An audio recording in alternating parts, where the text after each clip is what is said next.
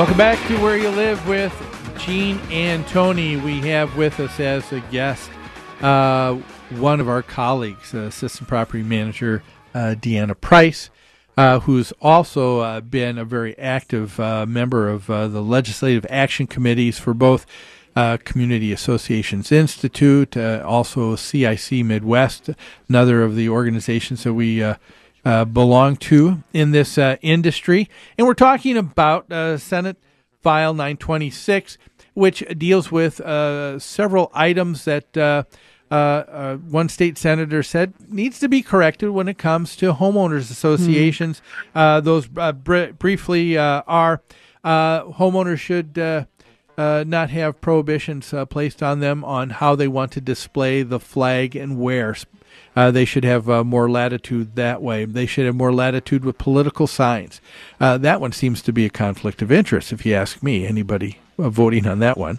And then at the state legislature. And then the one that's most troublesome is what we have referred to as the lien provision, which is basically saying that associations who have typically, when someone has done something wrong that the other members don't appreciate, they'll get a letter of warning. If that behavior continues on, they'll get a fine. Those fines add up on that person's account if they don't pay them or they don't comply. Yes, yeah. And at such time that the outstanding fines of any homeowner in an association gets large enough, the association will turn it over for collections to an attorney. It can also mean a judgment, a lien, and ultimately foreclosure if the person doesn't take care of their obligation with the association. But now State Senator Gerlach would have you think that part of it ought to be taken away completely, that a homeowner association shouldn't be able to take those fines and be able to turn them into a judgment or a lien. Is that correct, Dee? Yes, that is my understanding. The issue with this, I just kind of wanted to comment quick, is that it's not that associations want to take people's homes. That certainly is not the case. But contrary to what some people we talk to think. Right. We just don't want to do that, and it doesn't put the association in a good position then to try to sell a unit after the fact. What the association wants is compliance with the rules and regulations. Yeah. Mm-hmm. I think rules that people agreed to follow when they purchased the unit. Yeah. By contract. Right. Yeah. I think that's so important for our listeners to hear and to really have sink in. And the last thing an association would want to do when you think about it would be to spend what's the cost to get an attorney involved and to begin that kind of proceeding. It's several $1,000s, isn't it, Dee? Several thousand once it's all said and done. And it's a very long and arduous process, too. It's not something that anyone wants to get involved in. And how many times have you seen an association pull that trigger over $500 owed? Zero. Or over $1,000 owed. It's just not going to happen that way. It is not going to happen. You're not going to spend $3,000 to collect $2,000. Right. Well, but having that ability is the teeth that the association uses. That's right. To get people that aren't choosing to follow the rules to start following them. It helps enforce, or it helps ensure compliance if you have consequences. Yes, exactly. I use that analogy. It's the same with the police. Why do we stop our vehicles when a policeman has lights on and they're following us? Because they have guns and they can use them. I mean, not that they're going to.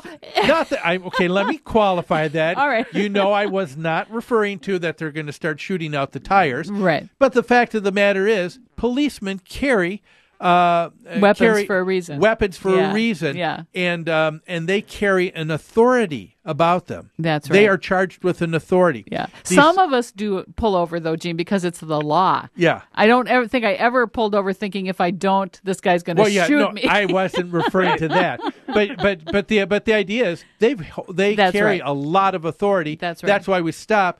Same thing with an association. Here you have a contract that was entered into by 50, 100 people, all assuming that everybody's going to be treated equally and that everybody's going to be dealing with one another with the same amount of respect. And so the association needs to carry with it authority to be able to act when someone is not following those rules and regulations.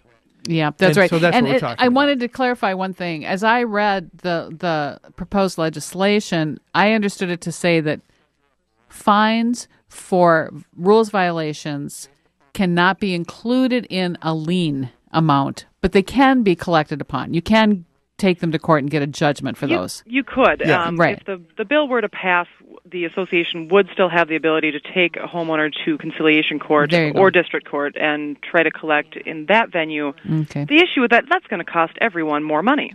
Yeah. I mean, the time and attorney's fees and whatnot to go to court simply will add up to more money and cost the other homeowners in the association, the other, say, 99. I don't think they've 100-unit stopped to understand that piece at all. Everyone pays for this. That's right. That's the other piece. They don't think about the fact that all the rest of the homeowners are suffering because of the behaviors of this one homeowner. Right. And then the other part of it, too, and we all know this because we've all in property management have had times when we've gone to conciliation court. Just because you have a judgment, the first thing they tell you is this doesn't mean that you can collect. Right. There's other avenues that you then have to take to collect That's the judgment, right. and it's extremely difficult. And more costs incurred. Yeah. Absolutely. Yeah. And so let's talk about that, some of the unintended consequences that would take place in doing this. I'm sure you've probably had a chance to think about one or two, don't you? Haven't you, Dee? Oh, sure. One that comes to mind immediately would be just the increased administrative cost for managers who then would have to be chasing folks around trying to collect on judgments. We wouldn't be able to manage the property. Right. Or it would incur more cost to the association. Right. For the time and effort. Right. Yeah. Legal fees would go up, management fees would go up. Yeah. It would just be a mess. I've got one that has been a big concern for me, and this is in the area of rules and regulations. And in an area that people don't think of as being important, but has huge consequences, and that's parking. Okay. You know, parking is a premium at every homeowner association, sure. Especially in those associations where the streets are private streets, which means you've got a narrower roadway. So you can't have, if you had cars parked on either side of those privately owned streets, you couldn't even get one vehicle through. Right.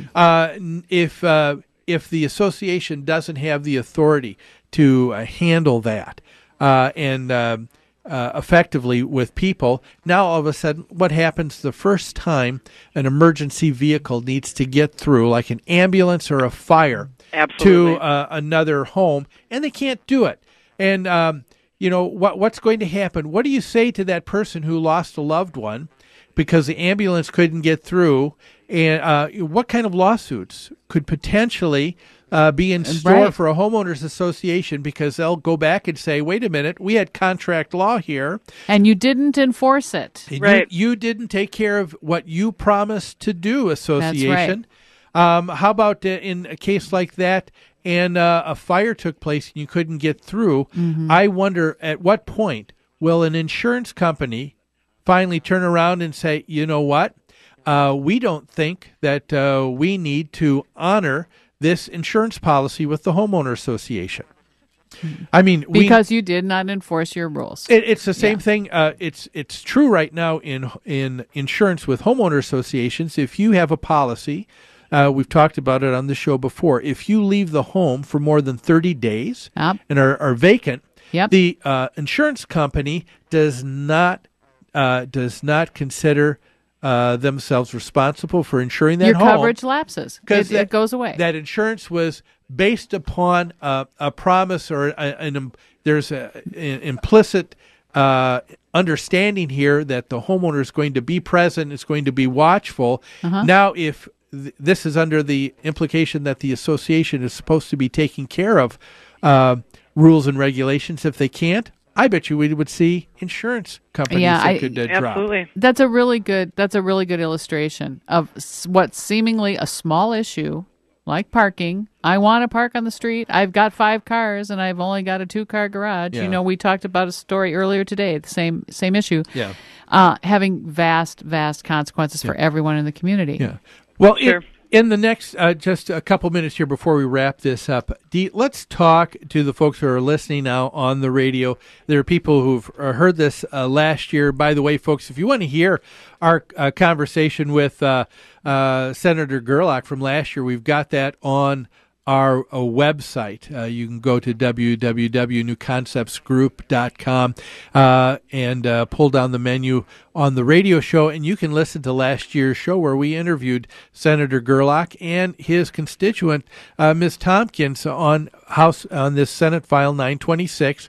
It looks like you said, Dee, that it could very easily here be popping its head up again. Let's talk to folks briefly.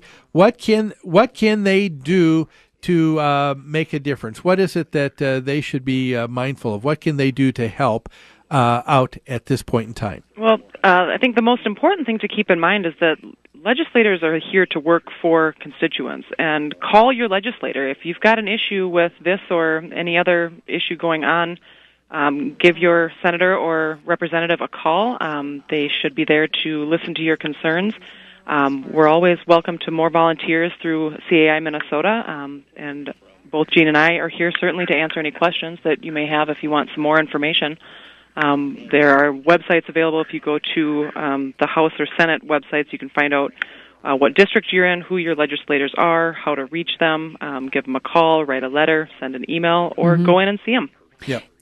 And we've got some more information here that we will share with you folks right after this break on some things that we've done here at Where You Live with Gene and Tony to make it even easier for you to start doing that, to make your voice known. We need to hear from you and help in this legislative effort.